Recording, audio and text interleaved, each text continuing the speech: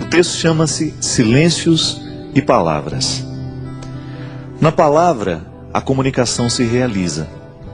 No silêncio, ela se completa, pois a compreensão se concretiza a partir do silêncio.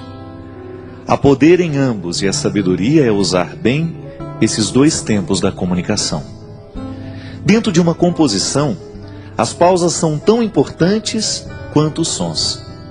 Uma boa orquestra é aquela que executa bem as dinâmicas das pausas e das continuidades. Mesmo no silêncio da pausa, a canção continua. Não diga as coisas com pressa. Mais vale um silêncio certo que uma palavra errada. O poeta mineiro Carlos Drummond de Andrade recomendava aos poetas: convive com os teus poemas antes de escrevê-los. Tem paciência se obscuros, calma se te provocam. Espera que cada um se realize e consuma com seu poder de palavra e seu poder de silêncio. A recomendação do poeta é sábia e pertinente. Um poema só é bom, se maturado na sementeira do silêncio. Antes de se tornar palavra, a poesia é a experiência de vida silenciosa. Os artistas sabem disso, e nós precisamos aprender. Demora naquilo que você precisa dizer. Livre-se da pressa de querer dar ordens ao mundo. É mais fácil a gente se arrepender de uma palavra dita do que de um silêncio. Palavra errada na hora errada pode se transformar em ferida naquele que ouviu, também naquele que disse. Há muitos momentos da vida em que o silêncio é a resposta mais sábia que nós podemos dar a alguém. Na pressa de falar, corremos o risco de dizer o que não queremos. E diante de tudo o que foi dito, nem sempre temos a possibilidade de consertar o erro. Palavras erradas costumam machucar para o resto da vida. Já os silêncios certos, esses possuem o dom de consertar. Por isso, prepara bem a palavra que será dita. Palavras apressadas não combinam com sabedoria. Os sábios sempre preferem o silêncio. E nos seus poucos dizeres está condensada uma fonte inesgotável de sabedoria. Não caia na tentação do discurso banal, da explicação simplória. Queira a profundidade da fala que nos pede calma. Calma para dizer, calma para ouvir. Uma regra interessante para que tenhamos uma boa compreensão de um texto é justamente a calma. Só assim podemos adentrar nos significados que o autor quis sugerir e, consequentemente, mergulhar no mistério do seu texto. Leituras apressadas podem fomentar equívocos. E equívoco é uma espécie de desentendimento entre o que escreve e aquele que lê. É uma forma de obstáculo para a compreensão da linguagem. Na comunicação verbal cotidiana, isso sempre acontece. Dizemos e não somos compreendidos. Diante do impasse, duas realidades são possíveis: ou alguém disse com pressa, ou alguém escutou sem atenção. Dizer e ouvir requerem silêncio.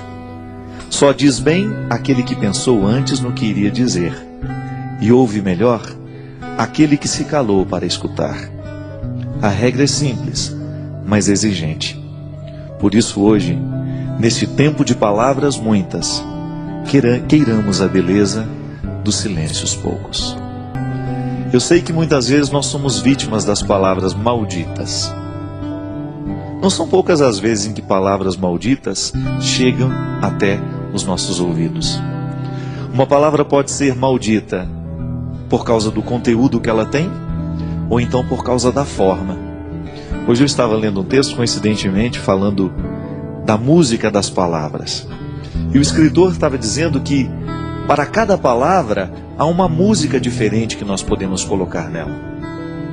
De maneira que você pode dizer uma coisa muito dura a alguém, mas você colocar uma música que faça bem ao ouvido de quem escuta. Então a pessoa escuta aquela palavra dura, mas com uma música bonita. Talvez tenha sido isso que Jesus soube fazer o tempo todo. Jesus dizia coisas muito duras, mas a música das palavras de Jesus era extremamente sedutora. Porque ele sabia muito bem que não adiantava dizer as coisas sem musicalidade. Não adianta nada a gente dizer as coisas com braveza. Não. A gente será muito mais bem entendido se a gente buscar uma música suave para colocar a palavra dura. Você experimenta isso na sua vida todos os dias. Quando você precisa dizer alguma coisa de muito sério aos seus filhos, e às vezes você não sabe nem por onde começar porque você tem medo do conteúdo que você vai dizer. O conteúdo é duro, é de exigência. E os nossos filhos não estão muito acostumados a serem exigidos.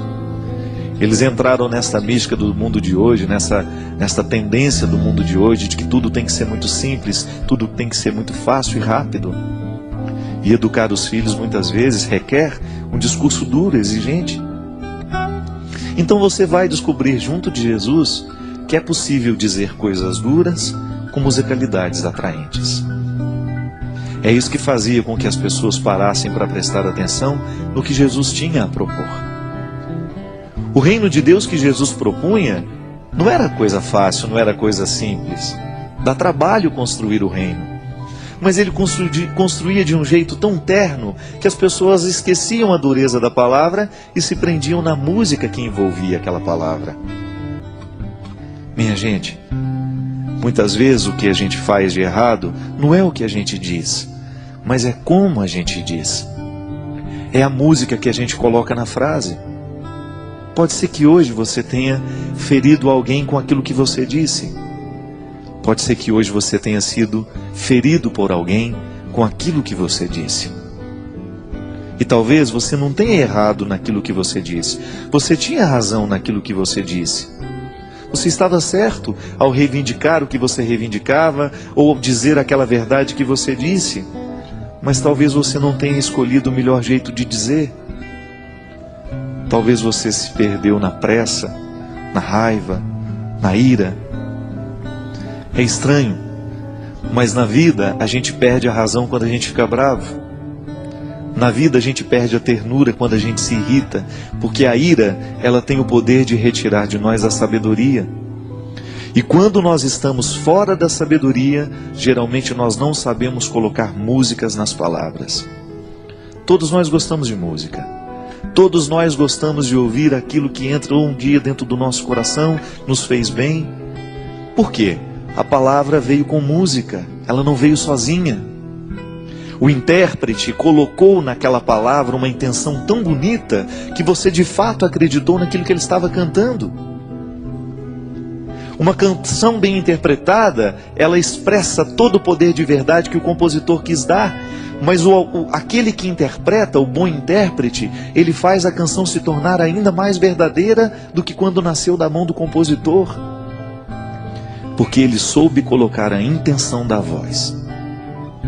Eu, quando dava aula na faculdade de teologia, lá na faculdade leoniana, eu sempre dizia para os meus alunos que seriam padres um dia: olha, cuidado para você não ficar com um tom de voz, um jeito de falar igual a todo mundo.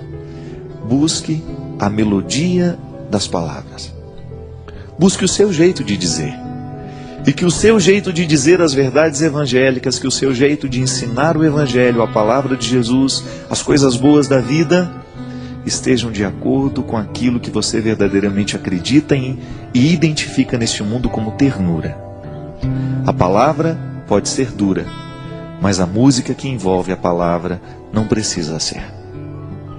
Porque aí você vai ter um poder de convencer muito maior do que se você estivesse usando a palavra dura com uma capa, uma armadura. Não. Todos nós temos medo de armadura, porque ela nos recorda a guerra.